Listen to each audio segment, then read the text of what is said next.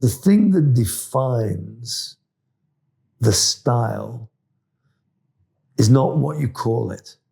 It's what you do. The Kihon and the Kata. And from those two, we would have the Bunkai. I don't demonstrate Kata the way Sensei Tani used to do because I'm not the showman that he was. But I love the Bunkai that he taught me. How would you view the relationship between physical techniques of your art and the concept of Kihon, so the fundamentals?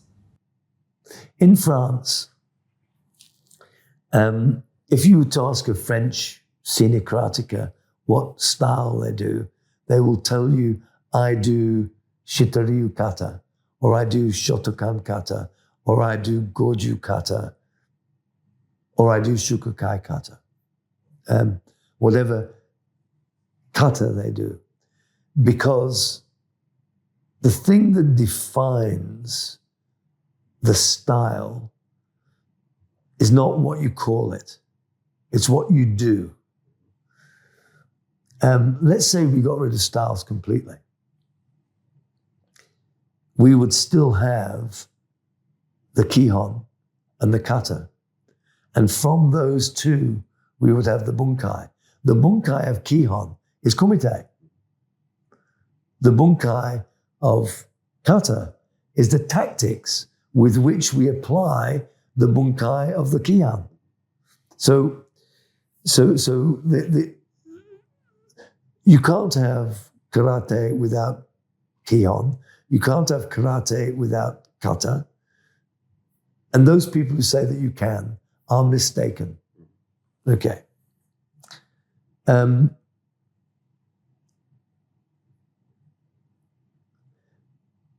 So that synergy between your basics and your kata are what define you, both as a karateka and as a stylist. We do techniques very differently from the Shotokan people. The Shotokan do it very differently from the Goju people. The Goju people do it very differently from the Wado-ryu people. And the Wado-ryu people do it very differently from the Shito-ryu people. And the Shito-ryu people do it very different from the Kyokushin people. Those are the major styles. Those are the major styles.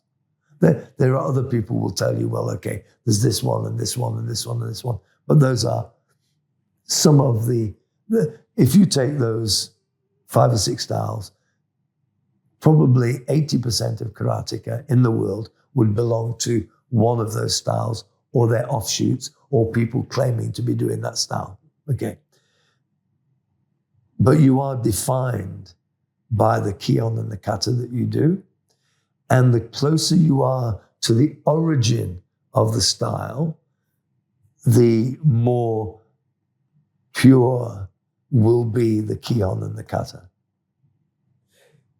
If we had a look at the historical and philosophical context behind your school's kata, so prearranged forms, how would you ensure your execution reflects the intended bunkai, so the application? One of the problems with karate and kung fu, by the way, and by the way, that's a continuum. That's a continuum. Please, nobody must ever think of them being divorced at all. Kung fu, te, karate are all the same thing. They're all derived from the same thing and derived from the reality that mankind has been waging war and fighting since the beginning of time. Okay. What the styles did, or what kung fu did, and then what te did, and then what karate really took to another level, was the codifying, the organizing, the arranging of the way that it was taught. Okay. Many of the kata that we do today came directly from China. Things like Kosokan Dai, Kosokan Sho, Kosokan Shiho. The Shotokan people call that Kankudai. Okay.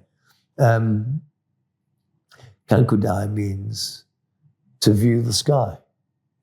Kosakandai relates to the Chinese envoy to Okinawa, for which the legend is that he introduced those kata into the Okinawan Tei system. Doesn't matter what you believe. There is a continuation. And some of the kata, we believe, came directly from China to Japan. They didn't come via Okinawa. But wherever your kata came from, there is a tradition that is, we call it oral tradition. It's not a written tradition. And that oral tradition is passed down from Sensei to Deshi.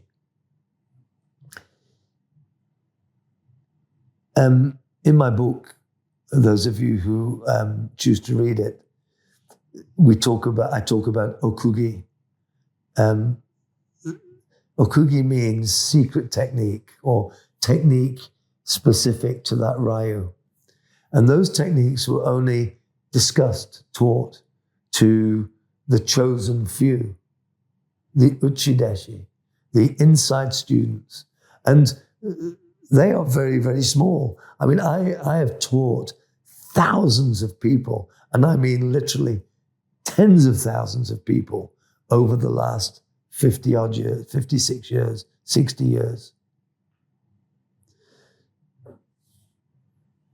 But I've only got perhaps 10 direct students who have been with me for 25 years plus, 30 years, 40 years. And with those students, I share as much as I can. When Sensei Tani graded me to Shihan, he presented me with a book, and I opened it, and I can't read it. I couldn't read it at all. I said to Ishitobi Sensei, "What does this say?" He said, "Well, I can't read it. It's in old Japanese." And they were the notes that Tani took when he was a student of Mabuni, where he wrote down every single movement and interpretation of every kata that he learned from Mabuni, all 49 of them. He only gave out 11 of those books because he only gave them to the students that he made Shihan. I intend to pass that book down to the people, or the learnings from that book, of the people that I create as Shihan. And at this moment in time, we're having that book interpreted so that I can share it with my Shihans, my Shihan Kai. And in that way, the interpretation of both the movements and the Kihon behind it will be preserved, I'm hoping, for another 200 or 300 years. I won't be there, of course, to check up on you, except in the big dojo in the sky. Can you imagine one day when you die and you come up there and you find that you've just been transferred to another dojo? It could happen. We don't know, do we? Yeah. Now, kata, as we mentioned before, is a prearranged form, and it always related to bunkai. And Yes. we spoke about that bunkai came first. But how do you ensure that those things still reflect the bunkai? What a lovely but shocking question, all in one. I remember sitting on a grading panel some years ago as a member of the Shukukai Shiankai. And a person came up, and it was to attempt a grading for 6th Dan. And they were asked to present to kata with all of its bunkai. So they did. And it was spectacular. It was enjoyable to watch. And it was rubbish. It was a performance, but that's all that it was. It wasn't and the grading panel were unanimous that this poor person had got to the point of 6th Dan where he didn't understand the importance of tradition, the tradition of the basics, the tradition of the kata. And the question was then asked of his sensei as to why this would occur. The problem is that people think that demonstration is a performance for entertainment. Now, it can be. You may want to advertise your school or do whatever, and you create a demonstration team where you take the basic bunkai, but you make it spectacular so that people are entertained. That's one way of doing it. And Sensei Tani used to love that. He used to love demonstrating kata in the mask of the gods and the helmet of the samurai. He used to love that sort of stuff. It was what kept him excited when he lost his teacher. You know, I talked earlier about me not having a teacher. When Mabuni Sensei died, Tani Sensei didn't have a teacher. So his teacher became the memory of his teacher. My teacher is the memory of my teacher. So I don't demonstrate kata the way Sensei Tani used to do because I'm not the showman that he was. But I love the bunkai that he taught me. It's my passion. I can remember every piece of bunkai he ever taught me. Now, is it exactly how Mabuni taught him? I can't tell you that. I can't tell you that. All I can do is to teach you what he taught me.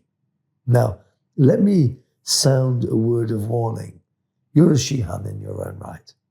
Okay. You're entitled to develop in the concept of shuhari. But shuhari is not a destination. It's a path. It's stages. Shu means the beginning. When you're working at developing something, at learning something, and you are so anxious to be Deshi. Okay.